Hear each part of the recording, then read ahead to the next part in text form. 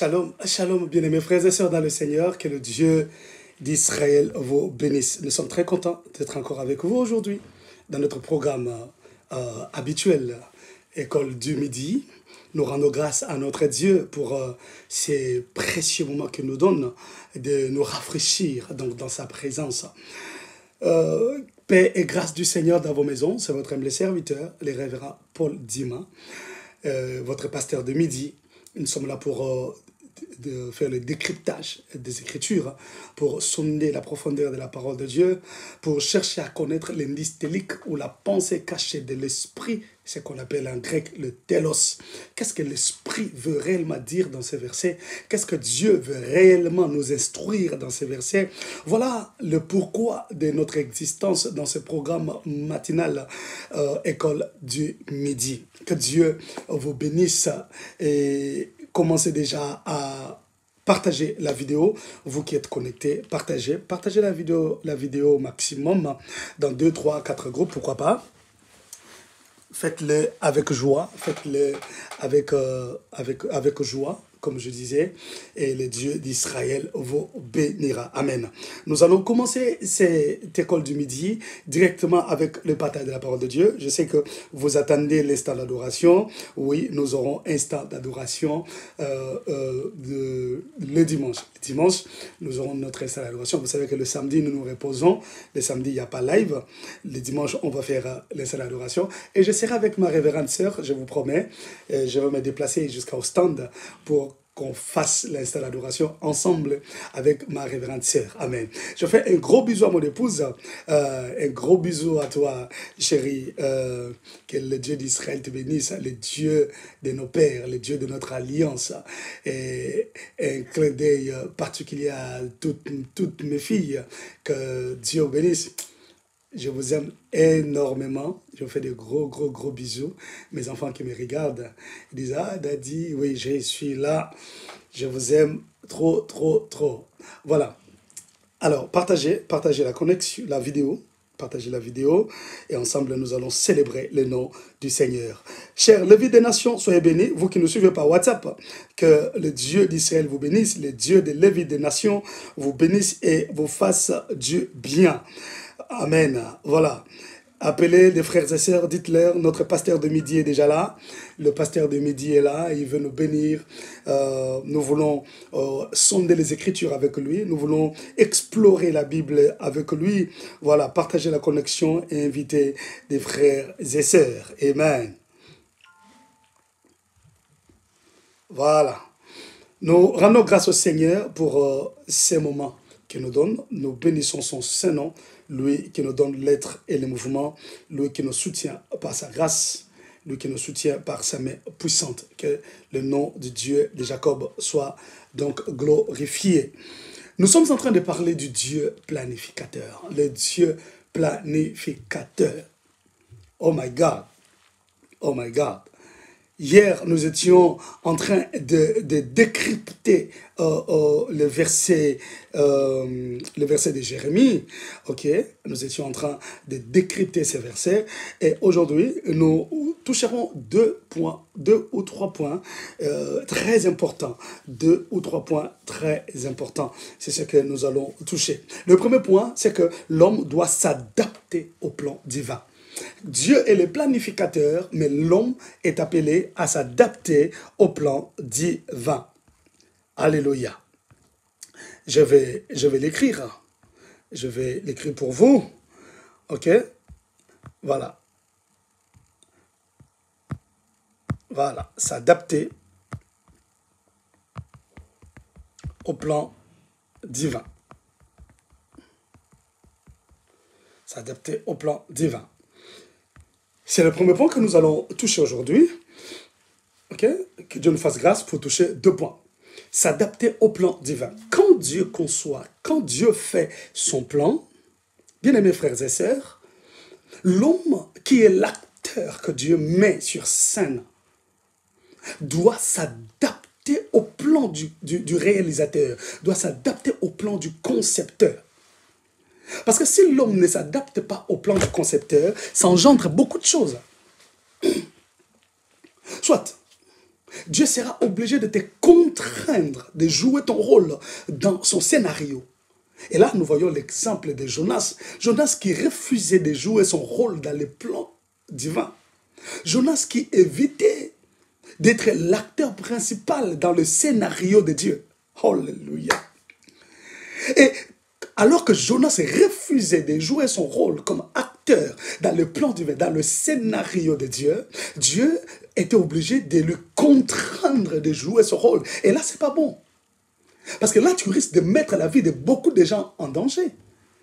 Figurez-vous que Jonas a été à la base des chutes, des pertes, des chutes, des affaires, de business de beaucoup de gens. Parce que quand le vent soufflait, les gens étaient obligés de décharger le navire, n'est-ce pas, en jetant leur commerce, en jetant leurs marchandises dans l'eau, en fait d'alléger le navire. Combien de pertes! J'ose croire même, si on pouvait faire les statistiques, la plupart des commerçants qui étaient dedans pouvaient tomber en faillite. Et non seulement ça, Jonas a mis en danger beaucoup de vies parce que le vent qui soufflait, la tempête qui soufflait pouvait renverser le navire pouvait chavirer. Donc lorsque Dieu veut te contraindre à jouer ton rôle, c'est pas bon. Il faut éviter ça.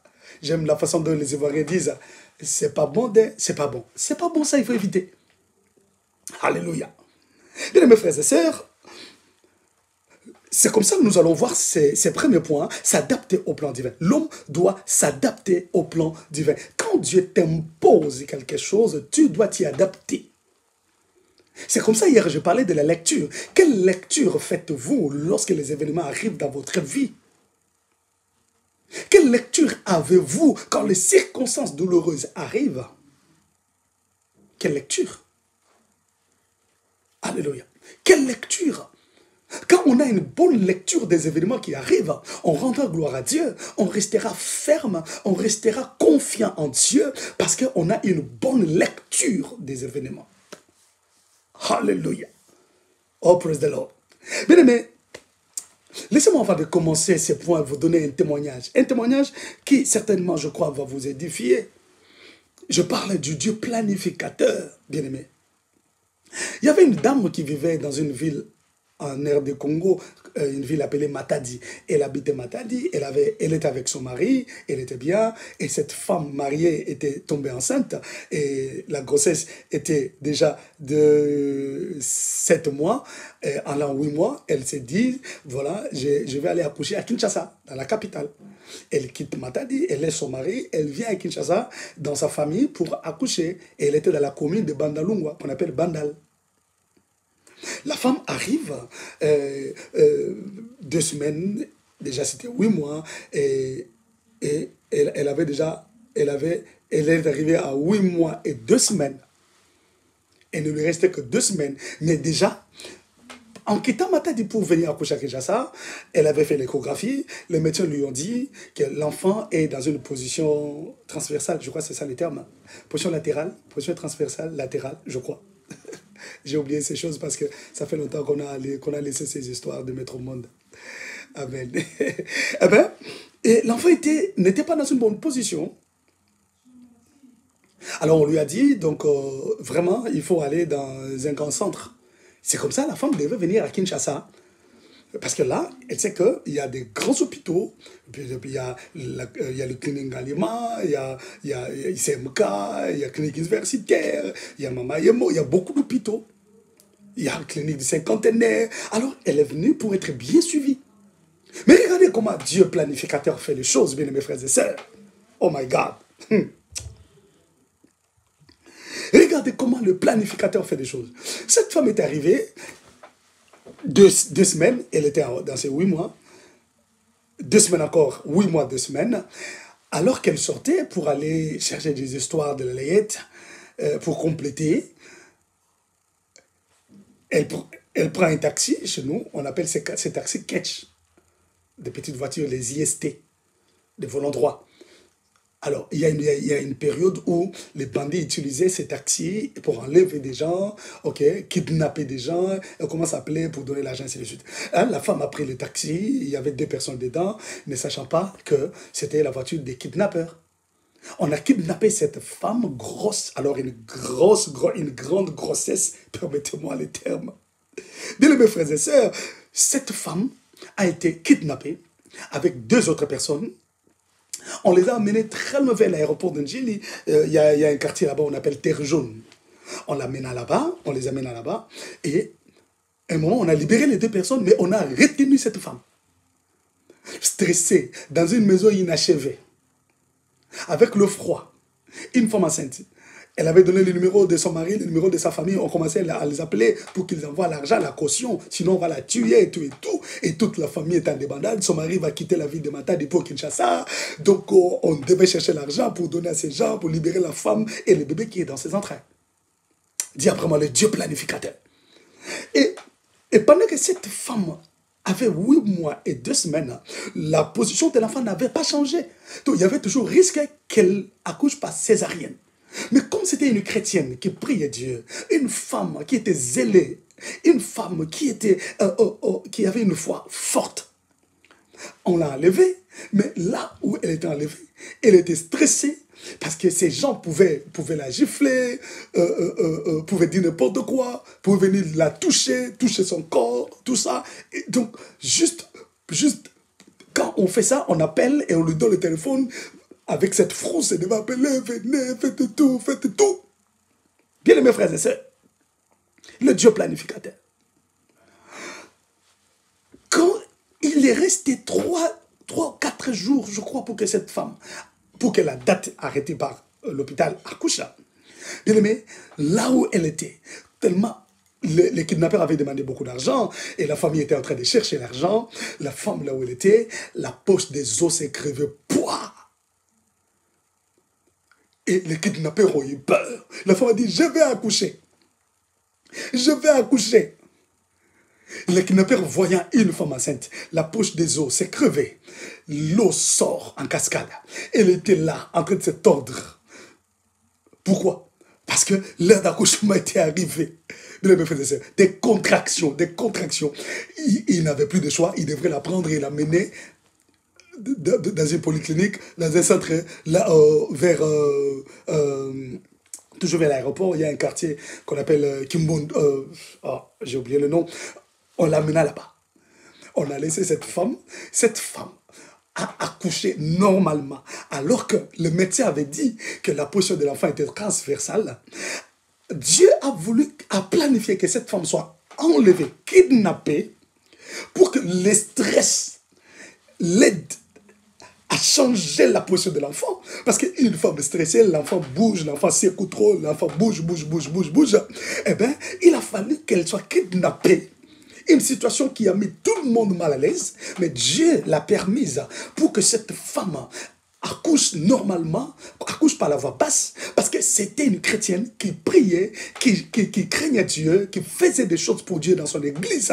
Et son pasteur, tout le monde priait pour elle. Il a fallu que Dieu démontre sa puissance, que cette femme ne pouvait pas accoucher par césarienne, elle devait accoucher par la voix basse. Mais si on suivait la procédure de la médecine, elle l'aurait accouché par césarienne. Alors il a fallu qu'elle soit kidnappée pour que le stress la secoue l'enfant pour que l'enfant change de position et elle a accouché. Et quand elle a accouché, elle a appelé sa famille est venue à l'hôpital et les kidnappeurs n'étaient plus là. On n'a pas donné la caution, on a retiré la femme et l'enfant et on l'a amené dans un grand centre hospitalier pour le suivi de l'enfant. Voyez comment Dieu planifie les choses, bien mes frères et sœurs. Regardez comment Dieu sait faire des choses. Il le fait professionnellement, bien mes frères et sœurs. Eh bien, il a demandé à l'homme de s'adapter au plan divin. C'est pourquoi quand il faut pleurer, il faut faire très attention aux paroles que tu sors. Il faut faire très attention aux paroles que tu libères quand tu pleures. Parce que, bien mes frères et sœurs, parce que tu ne connais pas les plans de Dieu. Arrête de dire n'importe quoi. Dieu m'a abandonné. Je suis le plus malheureux. Je ne sais pas qu'est-ce que je fais dans ce monde. Moi, je suis venu accompagner les gens. Je suis malheureux. Pourquoi tout ceci m'arrive? Pourquoi il n'y a que moi? Pourquoi seulement moi? Pourquoi seulement toi? Parce que toi, tu es dans le plan de Dieu. Oh my God. Pourquoi seulement toi?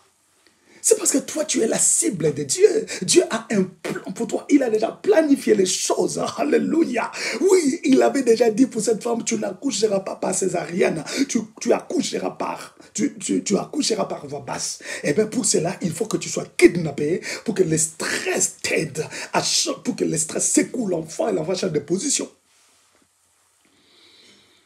On n'a pas donné la caution, rien du tout. On a récupéré la femme, on a récupéré l'enfant et tout est redevenu normal. Ces gens n'étaient que les instruments entre les mains de Dieu. Voyez-vous, comment Dieu peut utiliser même des bandits, comment Dieu peut utiliser même les gens les plus mauvais juste pour accomplir son plan. Alléluia. Dieu peut utiliser même les plus méchants pour exécuter son plan. C'est pourquoi vous faites très attention par rapport à tout ce qui t'arrive. Change ta lecture des choses, bien-aimé. Change ta lecture. Alléluia. Change ta lecture des événements qui t'arrivent. Que le Dieu d'Israël te bénisse. Oh, est-ce que je peux bénir quelqu'un? Oui, bien-aimé. Tu dois t'adapter au plan de Dieu. Parce que c'est lui qui connaît toutes les scènes de ton histoire. Dieu connaît toutes les scènes de ton histoire. Pour que ton histoire commence et s'achève. Pour que tu montes dans ta gloire. Pour que tu montes sur le trône de ton règne. Pour que pour que tu deviennes influent, Dieu a déjà fait des tableaux, des scènes de ta vie. Eh bien, toi, tu ne dois que t'adapter afin que ces scénarios réussissent. Alors, ne refuse pas les circonstances ou les événements que Dieu provoque dans ta vie. Quelqu'un me dit Amen. Ne refuse pas les scénarios, les circonstances, les événements que Dieu amène dans ta vie. Même si ces circonstances sont douloureuses, ces événements sont douloureux, mais accepte-les avec la lecture selon laquelle c'est Dieu qui est derrière toutes ces choses. Eh bien, je m'adapte. Alléluia. Eh bien, je m'adapte. Que le Dieu d'Israël te bénisse. Je dis que sa grâce coule sur toi. Alléluia. Alors, Dieu connaît toutes les scènes de ton histoire. Donc, l'argile ne résiste jamais dans les mains du potier. Il se laisse faire. L'argile se laisse faire. L'argile ne résiste pas dans les mains du potier ou entre les mains du potier. L'argile se laisse faire, bien mes frères et sœurs. Laisse-toi faire par Dieu. Laisse Dieu t'amener comme il t'amène là. Laisse Dieu t'humilier comme il veut t'humilier. Il sait, après l'humiliation, il y a la gloire. Bien-aimé, n'as-tu jamais vu que la pluie ne peut pas tomber si le ciel ne s'obscurcit pas? Il faut que le ciel s'obscurcisse, qu'il y ait des tempêtes qui peuvent même faire, déraciner des plantes, des arbres, tout ça, afin qu'il pleuve. Il peut y avoir des tonnerres, bien aimés frères et sœurs, de foudre. Dieu permet de telles choses afin qu'il ne pleuve. La pluie de bénédiction ne tombera pas si Dieu ne te fait pas passer dans l'obscurité. Eh bien, aie une bonne lecture de l'obscurité qui vient dans ta vie. Aie une bonne lecture des choses qui arrivent dans ta vie. Que le Dieu d'Israël te bénisse. Je disais que le Dieu d'Israël te bénisse. Alléluia. Oh Rabasaya, Sobroseke Manasanda Babosaya. Oh my God. Le Dieu planificateur. Le Dieu planificateur. Ésaïe chapitre 54, verset 1 à 10. Ésaïe chapitre 54, le verset 1 à 10. Alléluia. Alors, nous allons lire la parole de Dieu. Nous allons lire la parole du Seigneur. Ésaïe 54, 1 à 10. Il y a des choses là-dedans. Il y a des choses terribles dans ce verset. La Bible dit, « Réjouis-toi stérile, toi qui n'enfantes plus. Fais éclater ton allégresse et ta joie, toi qui n'as plus de douleur, car les fils de la délaissée seront plus nombreux que les fils de celle qui est mariée, dit l'Éternel. Élargis l'espace de ta tente, qu'on déploie les couvertures de ta demeure. Ne retiens pas, allonge tes cordages et affermis tes pieds. Car tu te répandras, oh my God, car tu te répandras à droite et à gauche, ta postérité envahira des nations et peuplera des villes désertes. Regardez comment Dieu est en train d'exposer les plans qu'il a faits. Ne crains pas, car tu ne seras point confondu. Ne rougis pas, car tu ne seras pas déshonoré, mais tu oublieras la honte de ta jeunesse, et tu ne te souviendras plus de l'opprobre de ton veuvage. Oh my Jesus. Car ton Créateur est ton époux, l'Éternel des armées est son nom, et ton Rédempteur est le sang d'Israël. Il se nomme Dieu de toute la terre. Car l'Éternel te rappelle comme une femme délaissée et au cœur attristé, comme une épouse de la jeunesse qui a été répudiée, dit ton Dieu. Quelques instants, je t'avais abandonné, mais avec une grande affection, je t'accueillerai. Ouf! Dans un instant de colère, je t'avais un moment dérobé ma face, mais avec un amour éternel, j'aurai compassion de toi, dit ton Rédempteur, l'Éternel. Il en sera pour moi comme des eaux de Noé. J'avais juré que les eaux de Noé ne se répandraient plus sur la terre. Je jure de même de ne plus m'irriter contre toi et de ne plus te menacer. Le verset 10, quand les montagnes s'éloigneraient, quand les collines chancelleraient, mon amour ne s'éloignera point de toi et mon alliance de paix ne chancellera point, dit l'Éternel, qui a compassion de toi. Quelqu'un peut acclamer cette parole. Oh my God, oh my God. Nous allons faire le décryptage de ces versets. Nous allons décrypter ces versets jusqu'à la moelle épinière, si je peux le dire. Alléluia. Vous savez, nous avons la profondeur. École de la Bible, c'est la formation approfondie. Amen. Dieu vous bénisse encore et encore. Alléluia. Oh, praise the Lord. Praise the Lord. Amen. Alors, je sens dans mon esprit, vraiment, je sens dans mon esprit, je ne sais pas si quelqu'un peut faire parvenir ce message au révérend apôtre Marcel Kwamena. Je sens que cet homme de Dieu doit prier pour moi. Je sens qu'il doit prier pour moi. Je ne sais pas qui peut lui faire parvenir ce message. Qui peut lui faire parvenir ce message. Je sens que cet homme de Dieu, Marcel Kwamena, doit prier pour moi. Aidez-moi à entrer en contact avec lui. Que Dieu vous bénisse. Aïe, aïe, aïe, aïe, aïe. Alors, allons-y. C'est ça que l'Esprit mettait dans mon esprit. Nous allons faire le décryptage de ces versets. Et en lisant ces passages, nous voyons Dieu mettre en place un plan. Un plan qu'on peut appeler un plan de restauration, un plan, beaucoup de choses que nous allons développer. Mais ici, je voulais juste nous faire voir comment l'homme est appelé à s'adapter au plan divin. Bien-aimés frères et sœurs, ne résiste jamais aux événements, aux circonstances que Dieu amène devant toi. J'insiste encore.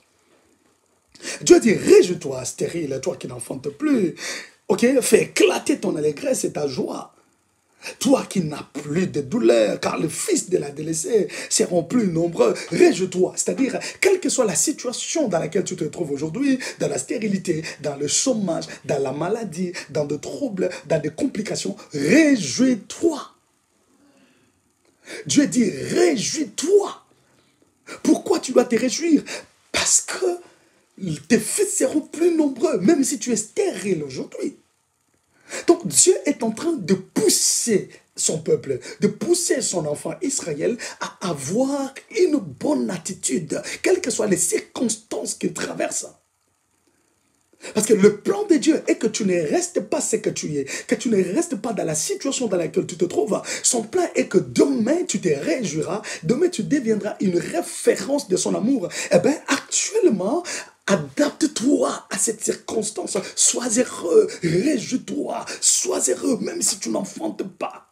Même si tu n'as pas du travail, même si ton mariage est troublé, les choses ne marchent pas comme elles devraient marcher. Dieu dit, réjouis-toi.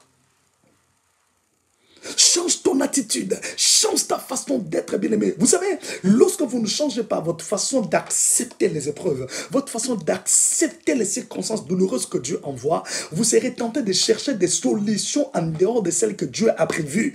Alléluia. Voilà pourquoi il y a beaucoup de gens qui cherchent à aider Dieu, alors que Dieu, on ne l'aide pas. On n'aide pas Dieu. Et j'insiste, on n'aide pas Dieu. Il est Dieu, il sait faire les choses, il le fait professionnellement bien. Tu ne peux pas aider Dieu à commencer à chercher tes propres solutions, alors que Dieu a un plan derrière les événements qui arrivent dans ta vie. Adapte-toi à ça. Nous avons un bel exemple dans la Bible. Le Seigneur Jésus-Christ, lui-même notre Seigneur, Yeshua HaMashiach, il n'a pas voulu aider le Père. Quand la coupe de la mort s'était présentée devant lui, Jésus est rentré en prière pour dire, Père, éloigne de moi cette coupe si tu veux, mais toutefois ne faites pas ma volonté, mais fais la tienne.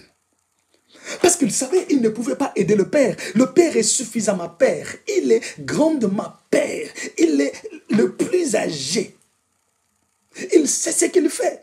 Jésus n'a pas voulu aider le Père. Il avait toute la puissance pour ne pas monter à la croix. C'était le Dieu incarné. Jésus pouvait refuser la mort de la croix, une mort réservée aux meurtriers, aux assassins, une mort honteuse. Il pouvait la refuser, mais il n'a pas aidé le Père. Il a accepté de jouer son rôle. Il a accepté de s'adapter au plan du Père. Oh my goodness, my goodness. Jésus s'est adapté au plan du Père. C'est pourquoi la Bible dit, il a accepté de mourir même à la mort de la croix. Même de la mort de la croix. Il a accepté. Une mort qu'un Dieu ne peut pas accepter. Une mort réservée aux meurtriers. Mais Jésus l'a accepté parce que c'était ça le scénario du Père. C'était ça le scénario du Père. Et c'est comme ça, tu verras, même à la croix, il pouvait sauver ces brigands. Parce que le scénario, c'était comme ça. Oh my God, je viens te dire, même dans les situations difficiles, bien aimé, toi, tu peux aider d'autres personnes. Même dans des situations difficiles que tu traverses, tu peux toujours être une bénédiction pour des gens. C'est toi qui sens la difficulté, mais ceux qui te voient, ils ne sentent pas cette difficulté. Et ils voient la gloire de Dieu sur toi. Et ils voient la main de Dieu sur ta vie. Mais c'est toi-même qui sens que tu es bloqué, limité quelque part. Mais ceux qui te voient, ils ne les sentent pas. Pour eux, tu peux faire quelque chose. Oh my God. Je prie Dieu que tu sois une bénédiction pour quelqu'un. Je prie Dieu que tu sois le sujet de louange, d'adoration de quelqu'un, malgré la situation dans laquelle tu te trouves. Donne-moi un bon amen. Oh my God. Oh my goodness. Alors, Dieu dit, il faut avoir une bonne attitude. Réjouis-toi. Parce que si tu ne te réjouis pas, tu chercheras à aider Dieu. Tu chercheras d'autres solutions. Tu vois, je donne l'exemple de quelqu'un qui atteint le mariage traîne, le mariage n'arrive pas, alors que Dieu a déjà planifié quelque chose pour lui. Alors, quand cette femme ou cet homme qui atteint le mariage, ça ne tient pas, eh bien, qu'est-ce qu'elle va faire, cette femme? Eh bien, elle va se donner à un homme, elle va se faire engrosser par un homme, eh bien, elle va entrer dans le mariage sans être honorée, parce qu'elle dit, là, j'avance, parce qu'elle dit, j'en ai marre de rester seule, eh bien, elle fait des choses pour se satisfaire. On n'aide pas Dieu. Dieu est divinement Dieu. On ne l'aide pas. Laisse-lui faire. Toi, adapte-toi au plan de Dieu. Adapte-toi au plan divin. Nous sommes en train de parler de ces premiers points, que l'homme doit s'adapter au plan divin. L'homme doit s'adapter au plan divin. Et c'est comme ça, bien-aimés frères et sœurs, c'est comme ça lorsque nous descendons maintenant au verset 2. Parce que le verset premier, Dieu parle de l'attitude que l'homme doit avoir, de la façon dont l'homme doit se présenter. Amen, amen. De l'attitude à avoir par rapport aux difficultés. Il dit, réjouis-toi, sois dans l'allégresse.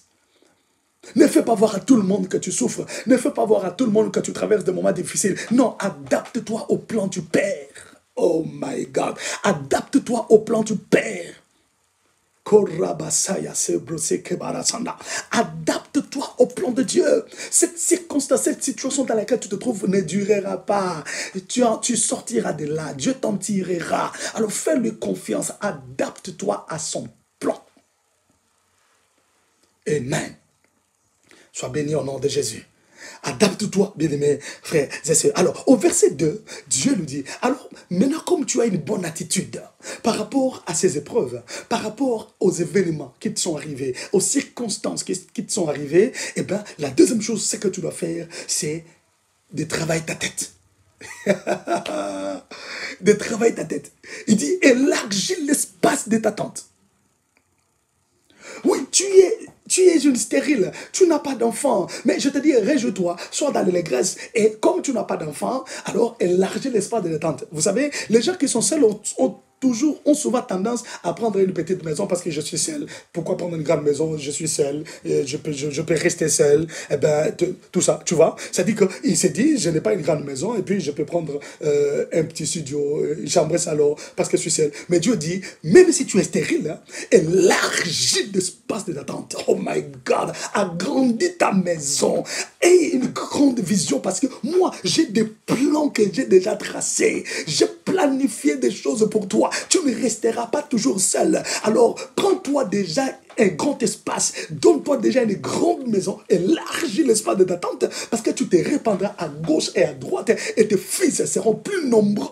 Oh my God, my God. Voyez-vous? Parce que Dieu a un plan. Il a planifié ta joie. Il a planifié ta gloire. C'est pourquoi il a commencé par te dire, change ton attitude. Sois dans la joie et dans l'allégresse. Et deuxième chose, élargis l'espace de d'attente.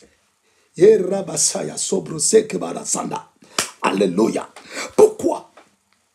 Lorsque nous analysons le verbe élargir, utilisé ici en hébreu, c'est rakab. Rakab veut dire augmenter. Rakab veut dire agrandir. Donc, l'homme est appelé, ou tout enfant de Dieu qui est dans le plan de Dieu, est donc appelé à élargir la vision de sa vie.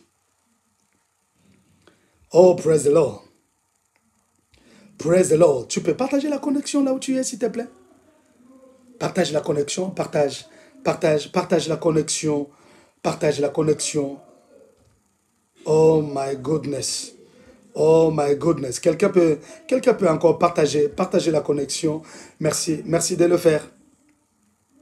Merci de le faire. Merci de partager la connexion. Et n'oubliez pas de vous abonner à notre chaîne YouTube et de faire abonner vos frères et sœurs, de faire abonner vos contacts. Alléluia. Faites-les abonner dans Paul Dima Ministries. Paul Dima Anemo Ministries. Ok? Voilà, abonnez-vous, faites abonner vos frères et sœurs et le Seigneur Dieu vous bénira abondamment. Alléluia. Il vous bénira. Abonnez-vous et faites abonner vos frères et sœurs. Le verbe élargir ici en hébreu, c'est rakab. Donc, augmenter ou agrandir. Quand Dieu dit élargir l'espace de ta tente, Dieu veut simplement dire d'abord, augmente ta foi. Fais agrandir ta vision. Ne vois pas petit, mais vois grand. Parce que moi, Dieu, j'ai planifié des choses pour toi. Tu ne resteras pas seul. Tu ne continueras pas à être seul. Hey.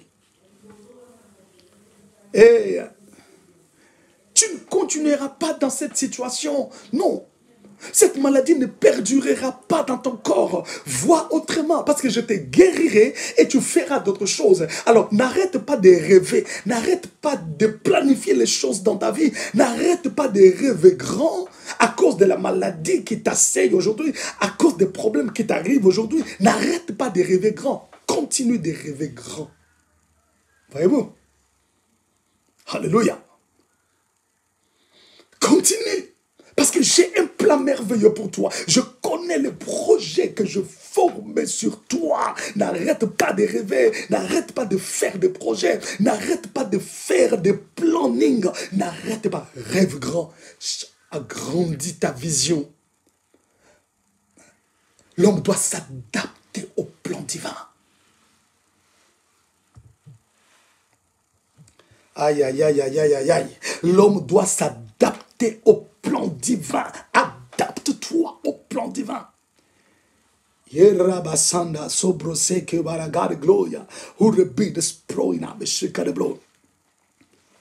Adapte-toi, agrandis ta vision, parce que tu te répandras à droite et à gauche. Oui, Dieu a déjà planifié ton Rehoboth. Oh my God. Vous connaissez Rehoboth? Rehoboth, c'est l'élargissement. C'est l'élargissement. Dieu a déjà planifié ton élargissement. Il a déjà planifié ton Rehoboth. Quel que soit ce que tu traverses comme situation, sache que la grandeur se trouve en toi. Il te faut seulement un peu de temps pour la voir s'exploser. Alors adapte-toi au plan de Dieu, bien-aimé. La grandeur est en toi. La grandeur est en toi. Donne à Dieu encore un peu de temps. Donne-lui encore un peu de temps. Les gens verront son plan se réaliser, s'exécuter dans ta vie. Les gens verront que tu étais l'acteur principal du plan divin. Alors, adapte-toi aux circonstances que Dieu met devant toi. Adapte-toi aux événements qui t'arrivent. Dis-toi, je suis enfant de Dieu. Je crois en son amour. Amen. Alléluia. Oh, alléluia. La grandeur est en toi. Oui. Tu sais pourquoi? Tu sais pourquoi? Bien-aimé, tu n'as pas été tiré des seins de ta mère. Mais non. Dieu t'a mis dans les seins de ta mère. Mais tu as existé avant que ton père et ta mère ne se rencontrent. Tu as existé avant même que ton père n'aille draguer ou faire des avances ou demander la main de ta mère. Bien-aimé frères et sœurs, tu as existé dans le plan de Dieu. Tu as existé dans la pensée de Dieu. C'est ce que Dieu a dit à Jérémie. Avant que tu ne sois formé dans les seins de ta mère, je te connaissais, je t'avais déjà établi. Jérémie n'est pas prophète parce qu'il est sorti de sa maman. Jérémie est prophète parce qu'il était déjà prophète dans le plan de Dieu. Dieu l'avait déjà établi, et bien il l'a envoyé dans les seins de sa mère. Tu comprends ça? Tu n'as pas existé parce que ton père et ta mère se sont rencontrés. Tu as existé depuis l'éternité, depuis que Dieu avait déjà planifié sur toi. Et en t'envoyant sur terre, Dieu t'a envoyé avec un plan bien précis. Oh my God. Dieu t'a envoyé avec un scénario déjà fait. Il t'a juste inséré, bien-aimé, dans les entrailles de ta maman pour que tu prennes la forme de l'homme. C'est pourquoi tu n'es pas un homme, mais tu es un esprit vivant dans un corps. Aïe, aïe, aïe, aïe, aïe, aïe. Est-ce que Dieu est en train de parler à quelqu'un? Tu es un esprit vivant dans un corps. Aïe, aïe, aïe. Ribasaya, sobrose kebarasanda, mi de God's glory, nabeshike barasanda. Tu es un esprit vivant dans un corps. Tu n'as pas existé depuis que ta mère a commencé la grossesse. Non.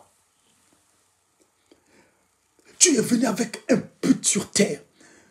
Celui qui t'a envoyé a déjà planifié ton parcours sur terre.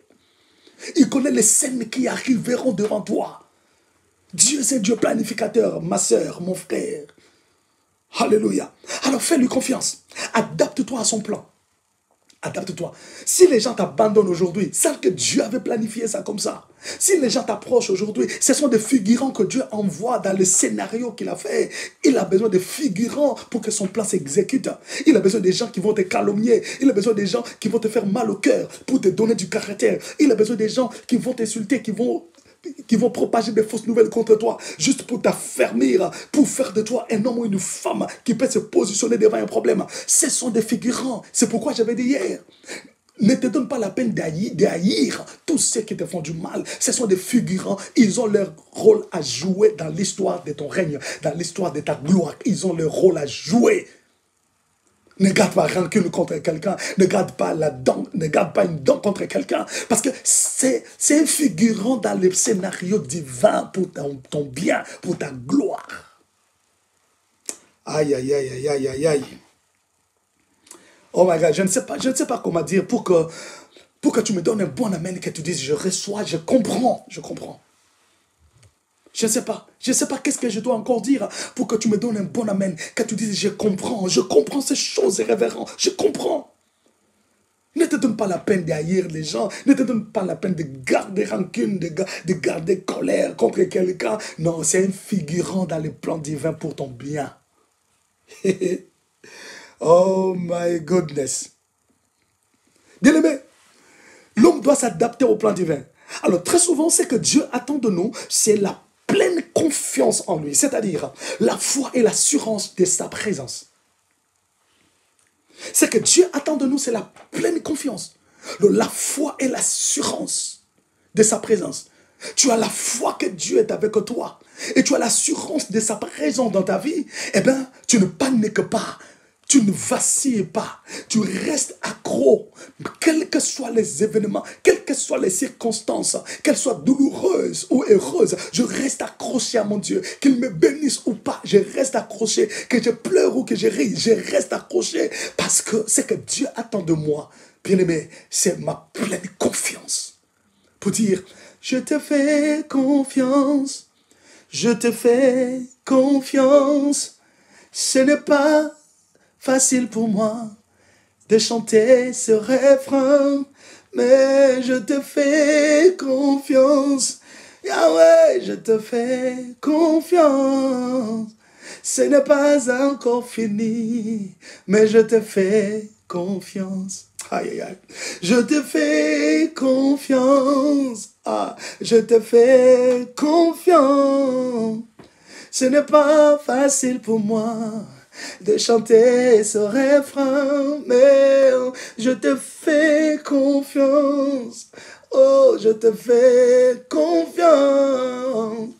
Ce n'est pas encore fini, mais je te fais confiance. Voilà, c'est quelqu'un qui peut dire ça. Père, je te fais confiance. Ce n'est pas facile, mais je te fais confiance. Mon cœur pleure, mon cœur souffre, mais je te fais confiance. Je traverse des moments difficiles, mais je te fais confiance. Je suis rejeté, mal compris, mais je te fais confiance. Je n'ai pas peur. Voilà ce que Dieu attend de toi, bien-aimés frères et sœurs. C'est la confiance, la pleine confiance. Adapte-toi au plan divin. Tu dois t'adapter au plan divin. Alléluia. Alors, Dieu est en train de dire à son peuple, élargis l'espace de ta tente. Pourquoi? Car tu te répandras à gauche et à droite. Oh my goodness. Tu te répandras, en hébreu, c'est parat. Parat veut dire s'étendre. Parat veut dire s'accroître. Dieu veut dire tu t'accroîtras. Aïe, aïe, aïe. Ça dit que Dieu prend lui-même des dispositions pour te mettre au large, t'ouvrir des relations que tu n'avais pas, te créer de l'espace de règne. Il t'insère dans le cœur des gens, ainsi de suite. Dieu prend la responsabilité de le faire. Il dit, tu te répandras, tu vas t'accroître, tu vas t'agrandir. Alléluia. Tu vas t'étendre, tu vas t'étendre, tu vas t'étendre. Ton influence s'étendra. Tu auras de l'influence. Dieu promet ces choses. Il a planifié ton influence. Tu toucheras les cœurs des gens, tu influenceras des gens et c'est Dieu qui fera ces choses. Alors toi, fais-lui confiance, adapte-toi seulement, quel que soit ce qui t'arrive. Bien-aimés frères et sœurs, oh my God, adapte-toi, adapte-toi. Dieu sait faire les choses, Dieu prend la responsabilité de t'ouvrir des relations que tu n'avais pas. Il dit, tu vas t'étendre. Tu auras des relations que tu n'avais pas. Je proclame le Dieu qu'on appelle Yahweh Migré, le Dieu qui organise des rencontres, Yahweh Migré, qui te fasse rencontrer des gens de toutes tes catégories, des gens que tu enviais de loin, les gens que tu regardais à la télé, les gens pour qui tu entendais des noms, mais que Dieu te le fasse rencontrer au nom de Jésus, pour que ta vie puisse s'étendre, que Dieu te fasse entrer dans le cercle des décideurs, que Dieu t'amène auprès des hommes et des femmes qui sont positionnés, qui sont capables de faire des choses extraordinaires, au nom puissant de Jésus-Christ de Nazareth. Tu t'étendras, tu te répandras à gauche et à droite. Je crois que Dieu te donnera de l'influence. Et ce que je reçois dans mon esprit maintenant, c'est qu'il y a quelqu'un, il y a une femme qui va faire des entreprises, qui va ouvrir des entreprises. Et on parlera d'elle, parce que son nom sera cité par-ci, par-là. Elle en aura ici, elle en aura là-bas, elle en aura de l'autre côté, elle en aura de l'autre côté, et on parlera d'elle. C'est ce que je reçois dans mon esprit. Et je ne sais pas cette parole est pour qui. Laisse qu'elle vienne dans ta vie et qu'elle s'établisse, que l'on parle de toi, que tu te répandes. Quand Dieu dit tu te répandras, il a pris des précautions, des dispositions pour que l'on parle de toi à gauche, à droite, au nord, au sud, à l'est, à l'ouest. Aïe, aïe, aïe. Oh my God. Oh my God. Irabasaya korobo sike barasanda irabababu sakabara sanda mana midobro. Laisse que Dieu confirme cette parole. Je dis qu'il confirme cette parole au nom de Jésus. Ici, nous voyons Dieu confirmer le terrain. Il confirme que le terrain est déjà préparé pour son fils. Il a déjà préparé le terrain. Il dit, tu te répandras. J'ai eu le temps de toucher les cœurs des gens. J'ai eu le temps de préparer des gens que tu vas rencontrer. Les gens qui te rencontreront. Les gens qui découvriront tes qualités, tes capacités. Les gens qui découvriront ton numéro de contact. Donc, Dieu a déjà préparé le terrain pour toi. Pourquoi? Parce que tu t'adaptes à son plan. Pourquoi? Parce que tu as changé ton attitude face aux événements, face aux circonstances. Oui, tu as élargi l'espace de ta tente. Tu as agrandi ta vision. Tu n'as pas arrêté de rêver. Parce parce que tu t'es adapté malgré les circonstances difficiles. Mais tu n'arrêtes pas de rêver, de croire en son amour parce que tu lui as fait confiance. Alors, une confiance aveugle, la pleine confiance. Tu as la foi, bien-aimé, et l'assurance en sa présence. Dieu dit, tu te répandras. C'est ça le plan de Dieu pour ta vie. Tu te répandras. Alléluia. Alléluia. Mais voilà, je crois que je ne peux que toucher un seul point aujourd'hui. C'est le message que Dieu m'a donné, de te donner pendant ces 45 minutes. Je prie que cette parole vienne influencer et affecter ta vie. Alléluia. Mets-toi à prier pour cette parole. Oui, rentre en prière par rapport à cette parole. Que cette parole vienne t'affermir, bien mes frères et sœurs. Alléluia. Qu'elle chante ta façon de voir les choses, ta façon de penser, de réfléchir, de prier, et qu'elle te donne une autre lecture des événements et des circonstances qui arrivent dans ta vie, sachant que Dieu est le planificateur, le concepteur et l'exécutant. Que Dieu vous bénisse. J'aimerais que vous puissiez prier. Prenez le temps de prier. Prenez le temps de parler à Dieu. Moi, je vais seulement prier pour vous. Si tu peux lever tes deux mains. Élève tes deux mains là où tu es. Je prie pour toi et toi, tu restes. Continuez à prier. Père, je te dis merci pour cette parole qui est tombée au Dieu comme une semence dans nos cœurs. Je te dis merci pour mon frère, pour ma soeur au Dieu qui s'est donné la peine et le temps de suivre ce message. Père, ma prière au Dieu de gloire, le Dieu concepteur et exécutant, le Dieu planificateur, que tu te révèles dans sa vie comme le planificateur, que tu te manifestes dans sa vie, oh Dieu, avec éclat, avec puissance, pour que l'on sache que tu es Dieu, le Dieu puissant, le Dieu vivant, le Dieu véritable, le Dieu qui fait des choses extraordinaires. Papa, lève-toi, oh Dieu, pour glorifier ton nom. Lève-toi, Seigneur, pour manifester la puissance de ton nom dans sa vie. Je t'en supplie, oh Dieu, aide-les à s'adapter à ton plan. Aide-les à jouer pleinement son rôle dans le scénario que tu as fait. Oui, aide-le, Seigneur notre Dieu, à avoir une bonne lecture des événements qui arrivent afin de se soumettre à ton plan, oh Dieu, qu'ils ne cherchent pas à t'aider parce qu'on ne t'aide pas, Seigneur, mais qu'ils s'intègrent dans ton plan. Merci, Saint-Esprit, pour la force, le dynamisme que tu lui donnes de rester accroché au Père. Au nom de Jésus-Christ. Amen. Amen. Voilà. Que Dieu vous bénisse. Je prie que sa grâce soit sur vous. N'oubliez pas de vous abonner et retenez que la semaine prochaine, nous commençons nos lives directement sur YouTube. Ok? Je vous laisse cette semaine, la semaine qui commence. Dieu nous aide, on finit le paramétrage, on va commencer les lives sur YouTube. Et j'insiste encore sur cette pensée qui m'est venue pendant que j'enseignais. Vraiment, si vous pouvez transmettre ces messages au révérend apôtre Marcel Kwamena, Dieu me demande d'entrer en contact avec lui, qu'il prie pour moi. Je dois recevoir sa prière. J'ai besoin de sa prière. Soyez bénis au nom de Jésus. Letra hot.